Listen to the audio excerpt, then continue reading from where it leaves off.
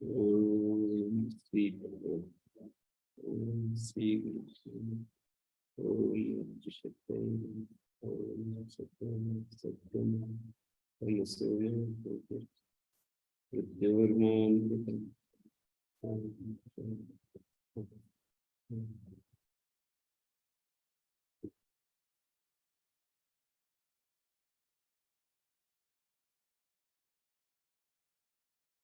तेन कृतम क्षयादय त्रयोदश प्रत्यय प्रकृता। से लेकर के यहाँ तक 13 प्रत्यय प्रकृत हैं। तेसामिता प्रवृत्ति समर्थ विभक्तया प्रत्यार्थाश्च निर्दिश्यन्ते। ये बात दस्यापत्यम पर भी लिखनी चाहिए इसी तरह से।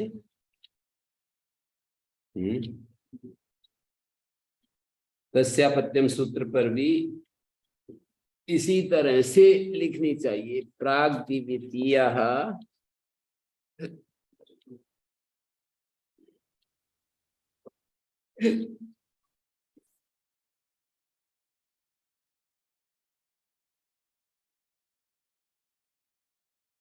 अर्थ निर्देशोयम ऐसे दिया है।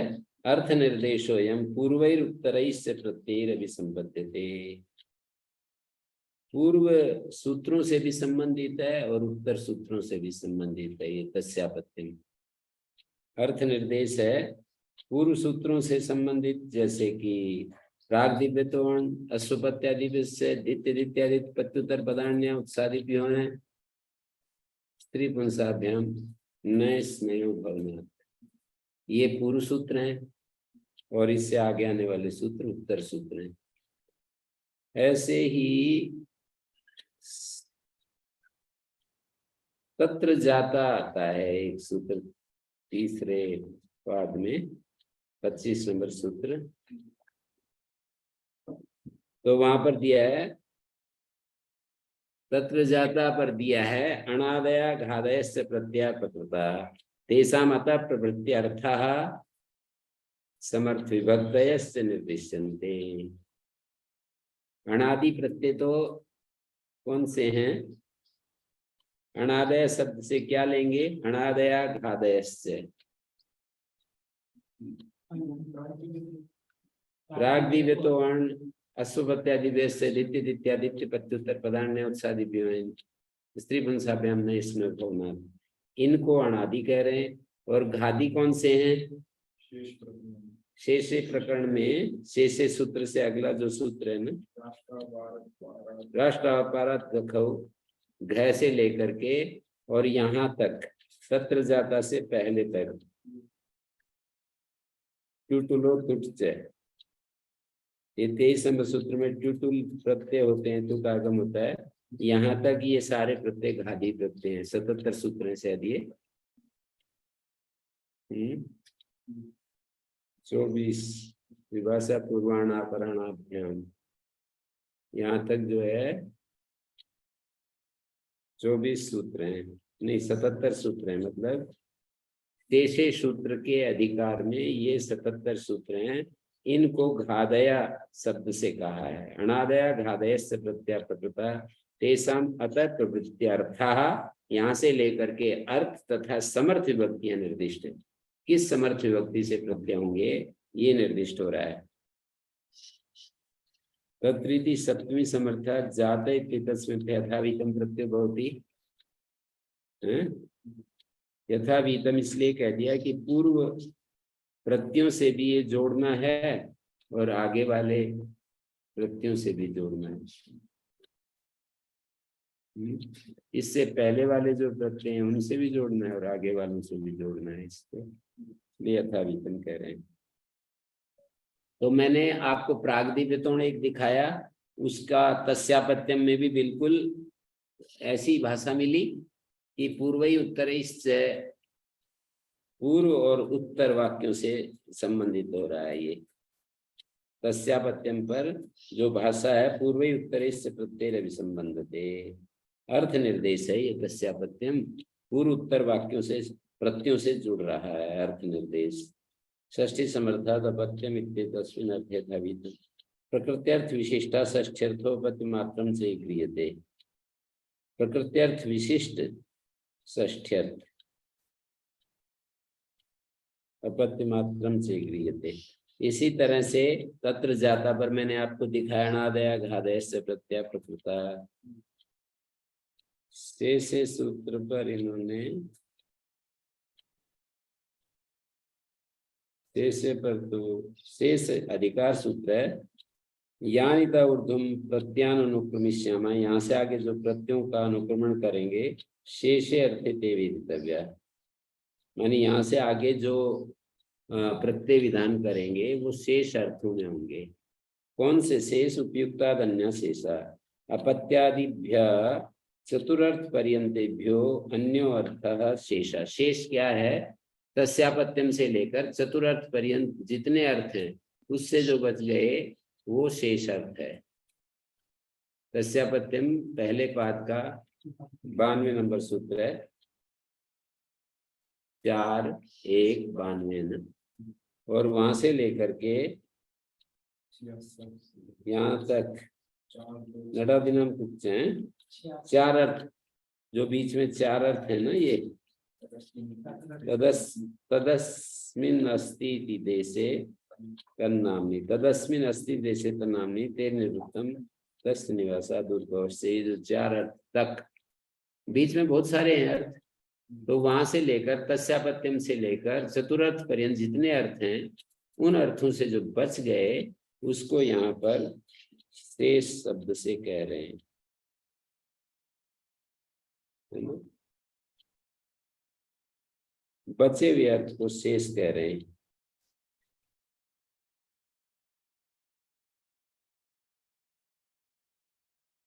तो ये लिखा है तस्सेदम विशेषा यपत समूहाद तेषु धातु माभून शेषाधिकार। शेष अधिकार का प्रयोजन दिखाया शेषे सूत्र का कि जो तस्सेदम विशेष है ना, तस्यापत्यम तस्य समूह, ये इदम विशेष है। इदम तो बहुत सारी चीजें हो सकती हैं, उन इदम में से अपत्य भी हो सकता है, समूह भी हो सकता है। उसका यह अपत्य, उसका यह, तस्सेदम का मतलब उसका यह, उसका यह क्या? उसका यह क्या? नहीं, कुछ भी हो सकता है। उसका यह मकान, उसका यह भवन, उसका ये क्षेत्र, उसका यह शरीर, उसका यह पुस्तक, कुछ भी हो सकता है। तो जब उसका यह अपत्य कहा जाए, अपत्य भी इदम शब्द से कह सकते हैं, उसका यह अपत्य, या समूह भी कह सकते हैं, उनका यह समूह, समूह कईयों का होता है इसलिए उसका यह ना कहकर उनका यह समूह, उनका यह समूह बहुवचनांत से प्रत्यय होगा। जब तस्य समूह जब प्रत्यय होगा ना, तस्य समूह बहुवचनांत प्रकृति से प्रत्यय होगा। जनानाम समूह जनता, इस तरह से। तो अब तस्सेदम विशेषापत्य समूह आदय, तो उनमें घादी प्रत्यय ना हो इसलिए शेषाधिकार कर रहे हैं। उनमें घादी प्रत्यय ना हो, किसमें? घादी प्रत्यय ना हो इसके लिए शेष अधिकार कर रहे हैं। जैसे अनादि और घादी है ना, घादी कहा है वैसे, अनादि से लेकर के घादी नहीं, नहीं गलत बोल दिया। घादी का मतलब शेषे अधिकार में जो प्रत्यय कहे उनको घादी कह रहे हैं। शेषे अधिकार में जो घादी प्रत्यय, जैसे वृद्धाक्ष है, वृद्ध प्रातिपदिक से छह का, ये घादी में आता है। पर भानु और अपत्यम, अब भानु शब्द तो वृद्ध है लेकिन वृद्धाक्ष नहीं होगा, भानु और अपत्यम अण ही होगा, प्रागदिव्य तो अण। शेषे कहने का लाभ बता रहा हूं। अब यहाँ पर भानु शब्द से अण प्रत्यय होगा, भानु का अपत्य भानव, भानु शब्द से अण करेंगे तो भानव शब्द बनेगा, और गुणा से गुण होकर एक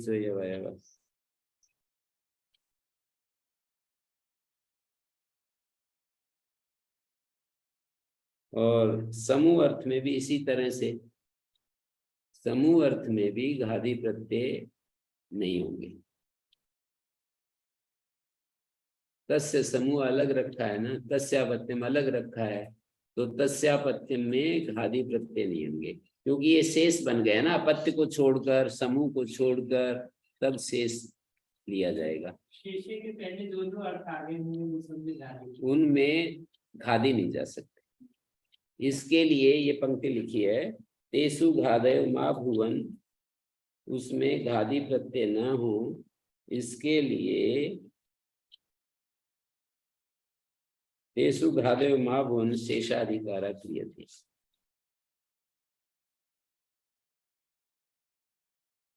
सभी जातादि अर्थ में घादी हो जाए, अनंतरेण अर्थादेश संबंधित कृतार्थता माविच्य साकल्यार्थम शेष वचन। समूह अर्थ में नहीं हो तो उसका उदाहरण क्या बनेगा, समूह अर्थ में घादी ना हो। जैसे ये तो मैंने भानु का उदाहरण दिया तस्यापत्यम को पकड़कर, समूह अर्थ में घादी नहीं हो, इसका उदाहरण समूह अर्थ में घादी ना हो।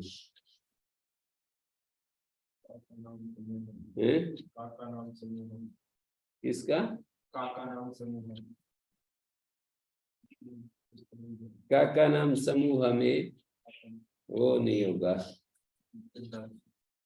काका नाम समूह में वृद्धाक्षय नहीं होगा। काक प्रातिपदिक जो है वृद्ध प्रातिपदिक है, उससे क्षय ना होकर के तस्य समूह अर्थ में अण ही होगा।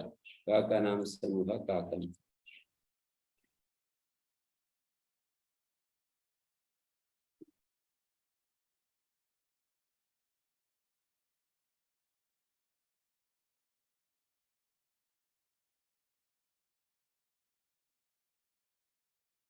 ये सारे हो जाएंगे। पासानाम समूह पाशा बन गया, वो नहीं होगा, नहीं होगा। पर ये तो खैर विशेष प्रत्यय हो गया, सामान्य अण भी नहीं होगा। प्राग दिव्य तो अण है, प्राग दिव्य तो अण होगा, वो नहीं होगा। प्राग दिव्य तो अण होगा, वृद्धाक्षय इत्यादि नहीं होगी। जैसे अनुदात्ता दे रहे हैं, काका नाम समूह काकम, बका नाम समूह बाकम। तो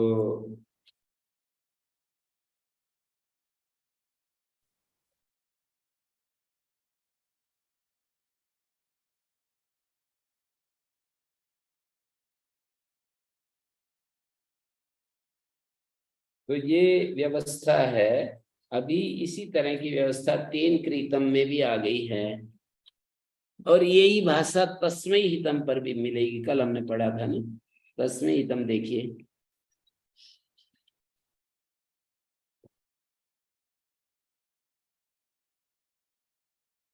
पांच नंबर सूत्र।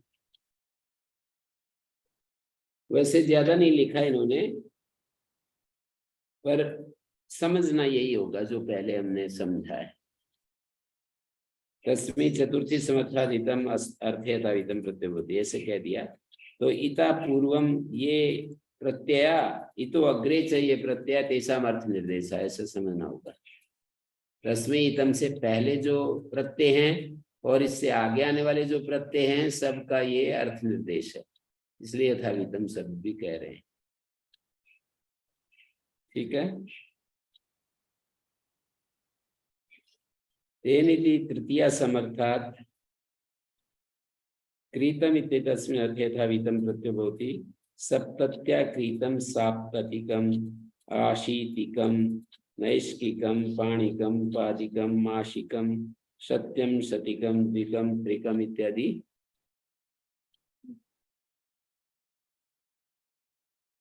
क्या हो रहा है? ये तीन क्रीतम अर्थ में आगे आने वाले प्रत्यय और इससे पूर्व प्रत्यय भी, दोनों का अर्थ निर्देश है। ये याद आया, त्रयोदश प्रत्यय प्रकृतार्थ हैं, आदि 13 प्रत्यय हैं और तेषामिता प्रवृत्ति समर्थ विभक्त है। उन 13 प्रत्ययों का यहाँ से लेकर जो आहरी अर्थ है ना, उनमें पहला अर्थ तेन कृतम है, अंतिम अर्थ तदरति है। तो उन सब का समर्थ विभक्ति और प्रत्यार्थ निर्दिष्ट हो रहा है।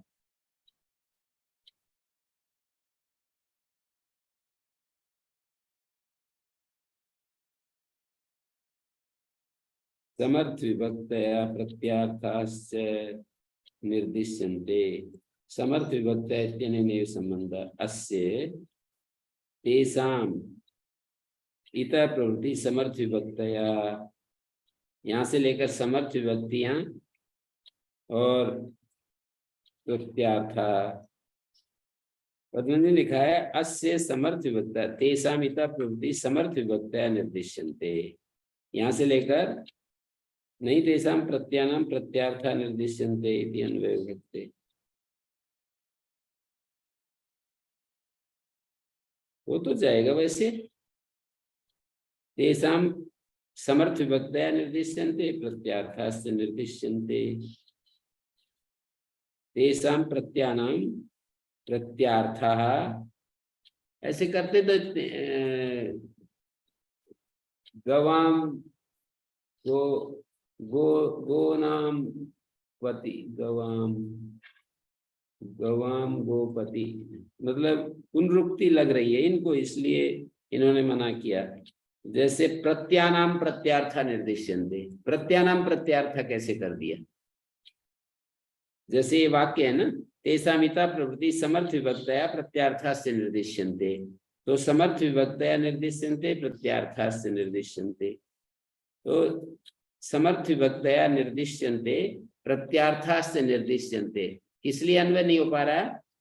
प्रत्यानाम इता प्रवृत्ति समर्थ विभक्तया प्रत्या प्रकृता तेषां प्रत्यानाम समर्थ विभक्तया निर्दिश्यन्ते प्रत्यानाम प्रत्यार्था निर्दिश्यन्ते। प्रत्यानाम अर्था निर्दिश्यन्ते ये बनना चाहिए वाक्य, प्रत्यानाम प्रत्यार्था ये कैसे कह दिया? वाक्य पर ध्यान दीजिए, तेषाम मानी प्रत्यानाम, जो पंक्ति है उसमें जो तेषाम पद पड़ा है, तेषाम का मतलब प्रत्यानाम। इससे पहले जो है प्रत्यय आ रहा है ना, ठयादय त्रयोदश प्रत्यय प्रकृता तेषाम, तेषाम मानी प्रत्यानाम। वाक्य देखिए, ठयादय त्रयोदश प्रत्यय प्रकृता ये वाक्य है, फिर तेषाम आ गया, तो तेषाम किसको कह रहा है? किसको कह रहा है? इससे पहले पंक्ति देखिए, ठयादय त्रयोदश प्रत्यय प्रकृता तेषाम, तेषाम केषाम प्रश्न उठता है ना, तेषाम केषाम प्रत्यानाम इता प्रवृत्ति समर्थ विभक्तया प्रत्यार्थाश्च, प्रत्यानाम प्रत्यार्था निर्दिश्यन्ते। ये थोड़ा सा अटपटा सा लग रहा है सुनने में। प्रत्यानाम प्रकृत अर्था निर्दिश्यन्ते प्रत्यानाम समर्थ विभक्तया निर्दिश्यन्ते, ये तो ठीक है यार। प्रत्यानाम अर्था निर्दिश्यन्ते ये भी ठीक है, प्रत्यानाम प्रत्यार्था निर्दिश्यन्ते ये नहीं। तो उसको भी हम कर सकते हैं अन्वय। क्या करेंगे? ओदन पाकम पचती, जैसे कोई बोले ओदन पाकम पचती। और एक उदाहरण में वैदिक उदाहरण आपको देता हूं, 7वें अध्याय में याद आ रहा है मेरे को, 7वें अध्याय में पहले पाद में एक उदाहरण याद आ रहा है। जैसे ये है, विद्मा हित्वा गोपतिम सूर गोनाम, गोनाम गोपतिम, गोनाम पतिम कह देते, गोनाम गोपतिम ऐसा वेद मंत्र में आता है। गोनाम में मतलब नुट आगम हो रहा है, लौकिक भाषा में तो गवाम बनता है, पर वैदिक भाषा में गोनाम हो गया। और गोनाम गोपतिम, गोनाम पतिम और गोनाम गोपतिम अंतर है कुछ? हम यूं कहें गोनाम पतिम गायों का स्वामी, गोनाम गोपति गायों का जो गोपति है। तो बिल्कुल ऐसा ही प्रयोग है ये। तेषाम प्रत्यानाम प्रत्यार्था निर्दिश्यन्ते, तेषां प्रत्ययानां समर्थ विभक्तया निर्दिश्यन्ते। उन प्रत्ययों की समर्थ विभक्तियां निर्दिष्ट हैं, उन प्रत्ययों के प्रत्यार्थ निर्दिष्ट हैं। ऐसे पद्मंजरीकार ने व्याख्या करते समय 2 वाक्य बनाए और कहा कि प्रत्यार्थ के साथ तेषां का संबंध नहीं है, केवल समर्थ विभक्तया के साथ निर्देश संबंध है, और फिर स्वीकृति भी दे दी। या फिर ओदन पाकम पचती जैसे प्रयोग होता है वैसे कुछ अन्वय करना पड़ेगा। ओदन पाकम पचती, ओदनम पचती कहो या ओदन पाकम पचती, कोई अंतर थोड़ी है। ओदनम पचती, ओदन पाकम पचती, ओदन पाक पका रहा है या ओदन पका रहा है, कोई अंतर नहीं, फिर भी प्रयोग तो हो जाता है। तो ओदन पाकम पचती जैसे प्रयोग होता है, ऐसे ही प्रत्यानाम प्रत्यार्था निर्दिश्यन्ते।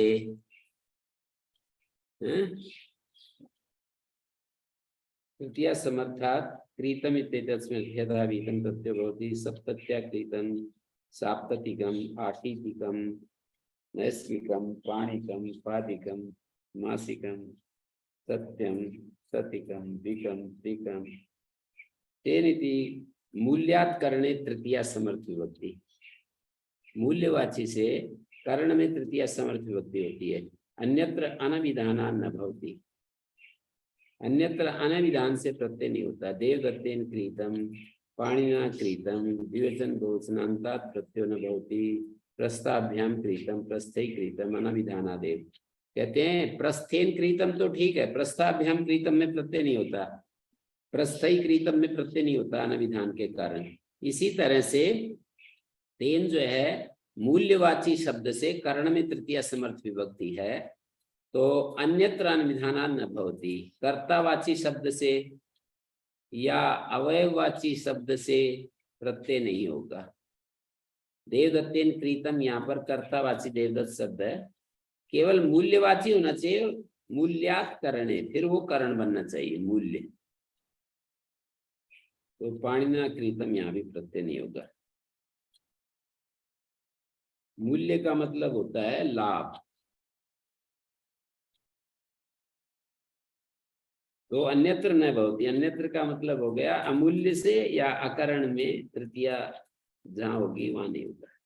ये जो द्विवचन और बहुवचन से प्रत्यय नहीं कर रहे, ये सभी जगह लागू होता है। यहाँ तो तेन है, यहाँ की प्रसंग की बात है, नहीं तो तेन समूह में तो हो ही रहा है।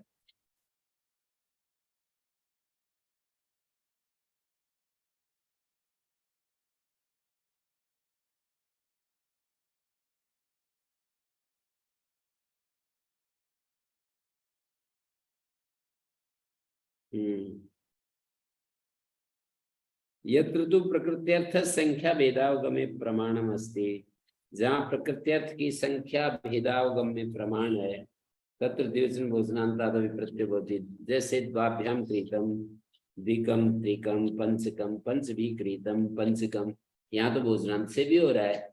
कैसे हो गया? प्रकृत्यर्थ का संख्या भेद के अवगम में, बोध में प्रमाण है।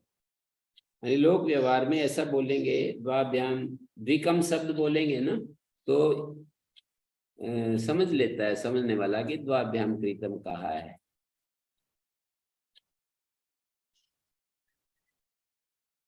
द्वाभ्याम क्रीतम, द्विकम, त्रिकम, तथा मुद्गई क्रीतम, मोद्गिकम, माशिकम, नहीं एकेन मुद्गेन क्रय संभवति।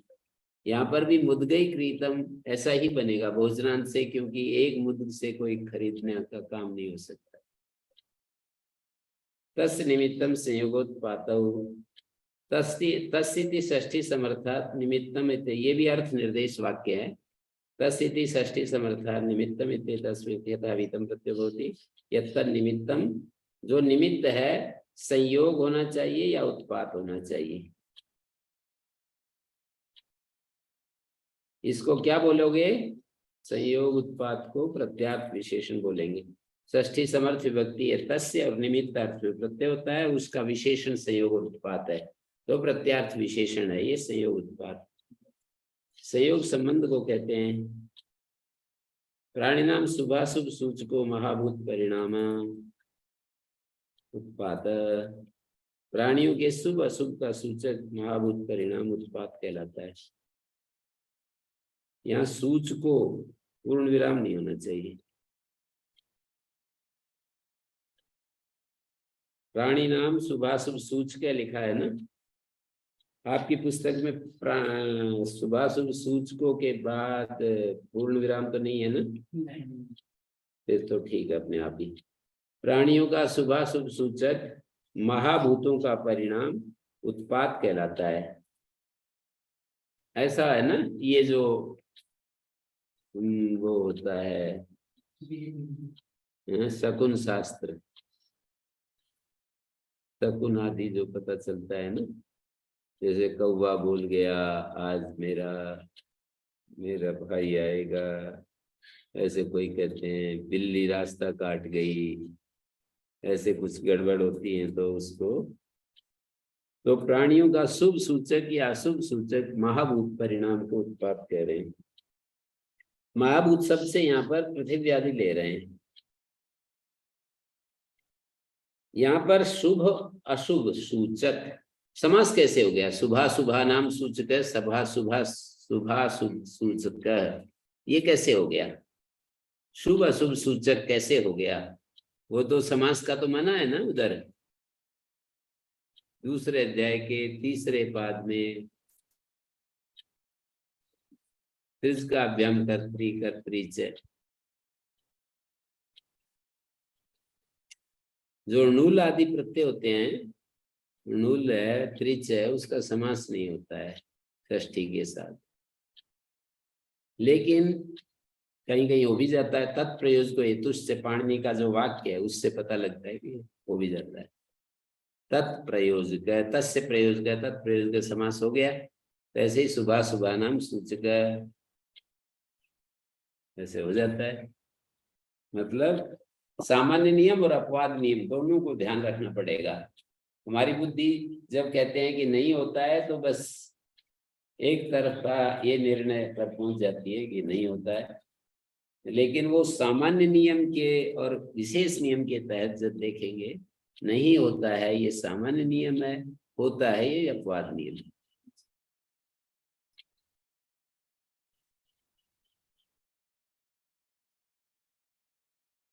सतस्य निमित्तम धनपतिना संयोग सत्य सतिक सहस्त्र सहस्त्र वचनादन।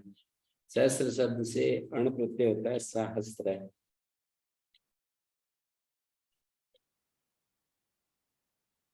ये पांच भौतिक हमारा शरीर है ना, तो द्रव्य में क्रिया रूपेण परिणमते, जो द्रव्य है वो क्रिया के रूप में परिणामित होता है। तो दक्षिणाक्षी स्पंदनम महाभूत परिणाम तस्य से शुभस्य प्रतिनिमित्तत्वम ज्ञापक हेतुत्वात् न तो कारक हेतुत्वात्।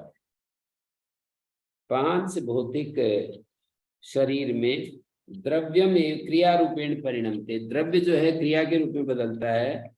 दक्षिणाक्षी स्पंदनम महाभूत परिणाम कहलाएगा। जैसे किसी की दाहिनी आंख फड़क रही है, दाहिनी आंख फड़क रही है तो महाभूत परिणाम शुभ में बदलेंगे। बाई आंख फड़क रही है तो महाभूत परिणाम अशुभ के रूप में बदलेंगे। दक्षिणाक्षी ना महाभूत परिणाम शुभ के प्रति निमित्तत्व है। तो कहते हैं ये दक्षिणी आंख और शुभ का क्या रिलेशन क्या है? बोले तो केवल ज्ञापक हेतु है ना कि कारक हेतु। एक कारक हेतु होता है, एक ज्ञापक हेतु होता है ना। बस केवल ये तो संकेतक है, कारक नहीं है। महाभूत परिणाम अपने कारण से होते हैं, ये तो केवल उसका ज्ञापक हेतु है। कारक हेतु का क्या उदाहरण बनेगा? जैसे लस्सी दूध का दही बनाने में कारक हेतु है।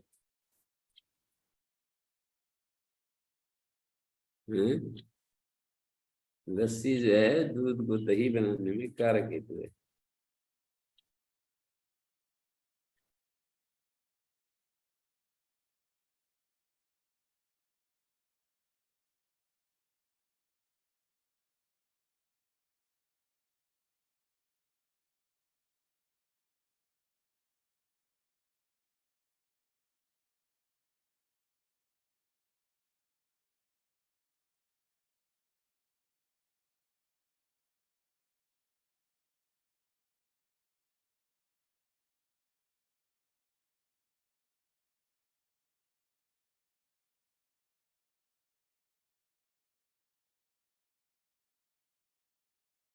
ततस्य निमित्तम उत्पातो दक्षिणाक्षी स्पंदनम। 100 रुपए का वो होगा, आय होगी, या 100 रुपए की आय होगी, ये दक्षिणाक्षी स्पंदन, दाहिनी आंख का फड़कना, ये बता रहा है।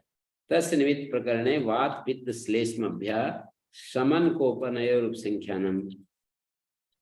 षष्ठी समर्थ से निमित्त प्रकरण में वात पित्त और श्लेष्मवाची शब्दों से समन और कोपन अर्थ में वातस्य समनम कोपनम व वातिकम, पित्तस्य समनम कोपनम व पैतिकम, श्लेष्मणा समनम कोपनम व श्लेष्मिकम, सन्निपातात से वक्तव्य, सन्निपात से भी कहना चाहिए, सान्निपातिकम। गोद्वैचो संख्या परिमाण स्वादिर्यत, गो शब्दात द्वैचा प्रातिपदिकात संख्या परिमाण स्वादि विवर्जितात् यत् प्रत्ययो भवति तस्य निमित्तं संयोगोत्पातो इति तस्मिन् अर्थे। ठयादीनाम अपवाद। गो शब्द से, द्वैच प्रातिपदिक से और इनको छोड़कर, संख्या परिमाण और अश्वादि को छोड़कर यत् प्रत्यय होता है तस्य निमित्तं संयोगोत्पातो, इस अर्थ में। ठयादि का अपवाद है ये। गोर निमित्तम संयोग उत्पातो व गव्य, और दोच वाले धन के निमित्त संयोग या उत्पात धन्यम, स्वर्ग के निमित्त संयोग या उत्पात स्वर्गम, यश के निमित्त संयोग उत्पात यशस्यम, आयु के निमित्त से संयोग या उत्पात आयुष्यम। असंख्या परिमाण आस्वादित किम,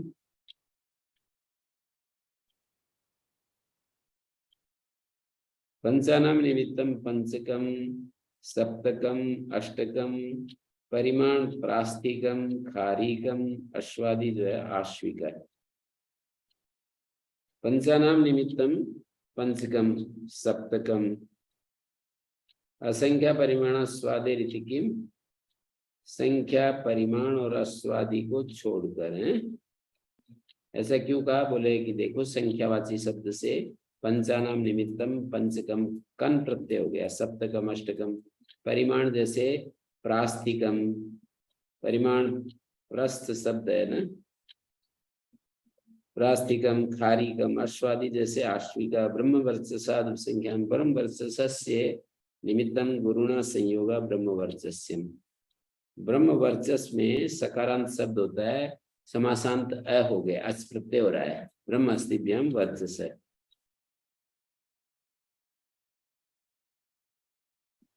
तो ब्रह्म वर्चस के निमित्त से संयोग, ये अस्वादि कर्ण है जो इसमें पढ़े हैं। 1 2 3 4 5 6 7 8 शब्द हैं अस्वादि। अश्व, अस्मन, गण, पूर्णा, उमा, वसु, वर्ष और धूम। पुत्रा 6 पुत्र प्रातिपदिक से 6 प्रत्यय होता है, चकार से यत भी होता है। ये जो स्वर्गम सब बनाए हैं, ये किसका अपवाद होगा, ठग का या ठग का? स्वर्गम ठग का अपवाद होगा, ठग का होना चाहिए। और जो उसके पहले गव्य बनाए हैं वो होगा ठग। नहीं, गो में भी वही है, ठग ही है, गोपुज से होता है वो तो।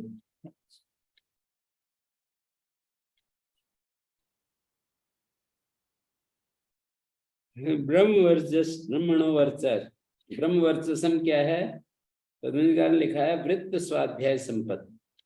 आचरण और स्वाध्याय की जो संपत्ति है ना किसी के पास, उसको ब्रह्म वर्चस कहते हैं। जो बहुत वो स्वाध्याय कर रहा है, उसको ज्ञान है चीजों का शास्त्र के माध्यम से, और जो आचरण है, इन दोनों की सम्मिलित जो संपदा है, उसको ब्रह्म वर्चस कहते हैं। अकेले स्वाध्याय को भी नहीं, अकेले वृत्त को भी नहीं। वृत्त और स्वाध्याय, जैसे कुछ बिना पढ़े लिखे व्यक्ति बहुत ही वृत्त वाले हैं, सच्चरित्र हैं, उनका आचरण बहुत ही उत्तम है और स्वाध्याय नहीं किया है, तो भी ब्रह्म वर्चस नहीं। आचरण और स्वाध्याय दोनों का जो संपत्ति है, उसको यहाँ पर वो कह रहे हैं ब्रह्म वर्चस। पुत्रा 6 पुत्र शब्द से 6 प्रत्यय होता है, चकार से यत भी होता है, तस्मित संयोगोत्पातो द्वैचैति नित्य प्राप्ते, नित्य यति प्राप्ते वचनम। द्वैत शब्द, वो द्वैचा शब्द से नित्य यत पाता था 39वें सूत्र से, तो इन्होंने ये कर दिया है। पुत्रस्य निमित्तम संयोग उत्पातो व पुत्रियम और पुत्र्यम प्रकार से सर्वभूमि पृथ्वी व्यामण अणयों, सर्वभूमि और पृथ्वी शब्दों से यथासंख्य अण और अय प्रत्यय होता है। तस्निमित्तम संयोग उत्पातो, इस विषय में ठक का अपवाद है दोनों। सर्वभूमेर निमित्तम संयोग उत्पातो, सार्वभौम पृथ्वी के निमित्त संयोग उत्पाद पार्थिव। सर्वभूमेर अनुसतिकादि पाठाद उभयपद वृद्धि, अनुसतिकादि नाम से एक सूत्र है 7-3, तो उभयपद वृद्धि हो रही है। सार्वभौम तस्येश्वर, तस्य षष्ठी समर्थात सर्वभूमि पृथ्वी शब्दाभ्याम अणयो प्रत्ययो भवता। ईश्वर इस विषय में सर्वभूमेर ईश्वर सार्वभौमा पृथ्वी का ईश्वर पार्थिव। षष्ठी प्रकरण में पुनः षष्ठी समर्थ विभक्ति क्यों डाली?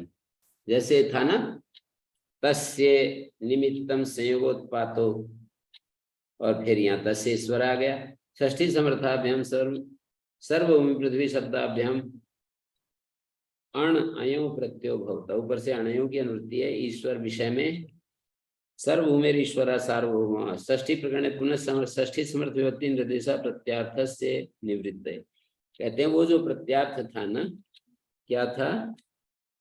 तस्य निमित्तम संयोगोत्पातो, जो निमित्त अर्थ में प्रत्यय हो रहा था और निमित्त का विशेषण संयोग उत्पाद था, उसको हटाने के लिए। अन्यथा संयोग उत्पातो एवं ईश्वरो प्रत्यार्थ से निमित्त से विशेषण संभाव्य।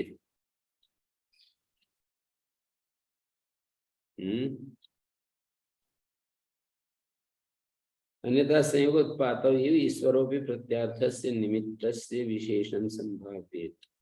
तत्र विदिति च तत्रिति सप्तमी समर्थाभ्याम सर्वभूमि पृथ्वी शब्दाभ्याम यथा संख्यमाणयो प्रत्ययो भवता। विदिता इत्येतस्मिन् अर्थे विदिता है ज्ञाता प्रकाशिता इत्यर्थः। सर्वभूमो विदिता सार्वभौम, सप्तमी समर्थ से विदित अर्थ में प्रत्यय होता है, ज्ञात अर्थ है, प्रकाशित अर्थ है। सर्वभूमि में जो विदित है वो सार्वभौम या पार्थिव कहलाता है, पृथ्वी में विदित। तो पार्थिव शब्द के कई सारे अर्थ हो गए। बहुत सारे लोग प्रसंग के अनुसार प्रयोग होगा। लोक सर्वलोकाठ है, लोक सर्वलोक शब्दों से सप्तमी समर्थों से विदित अर्थ में ठय होता है। लोके विदिता, लौकिका, सार्वलोक्या, अनुसतिकादि 7-3 में सूत्र अनुसतिकादि नाम से वैभव वृद्धि हो रही है। तस्य वापा, षष्ठी समर्थ से वाप ही अर्थ में था प्रत्यय होता है। वाप शब्द जो है ना क्षेत्र का वाचक है। उप्यते अस्मिन् वापा, वप धातु से घय प्रत्यय है अधिकरण कारक में। उप्यते अस्मिन् वापा, प्रस्थस्य वापा क्षेत्रम प्रास्तिकम। प्रस्थ भर अन्न जिसमें बोया जाता है, जिस खेत में। द्रोण भर द्रोणिकम, खारीकम, बहुत बड़ा खेत। पात्रास्थन, पात्र शब्द से स्थन प्रत्यय होता है। तस्य वापा, इस विषय में सकारों की अर्थ और नकार स्वर के लिए है। पात्र शब्द परिमाणवाची है। पात्र से वापस पात्रिकम क्षेत्रम, पात्रिको क्षेत्र भक्ति। क्षेत्र भक्ति का मतलब खेत का भाग। कर्म में षष्ठी है, तस्य वापः, कर्म में षष्ठी है, कर्ता में नहीं है। तेन देवदत्त से वापः क्षेत्र में यहाँ पे प्रत्यय नहीं होता। ओम शांति शांति शांति। ओम श्री गुरुभ्यो नमः। अनुगृहीता स्मः।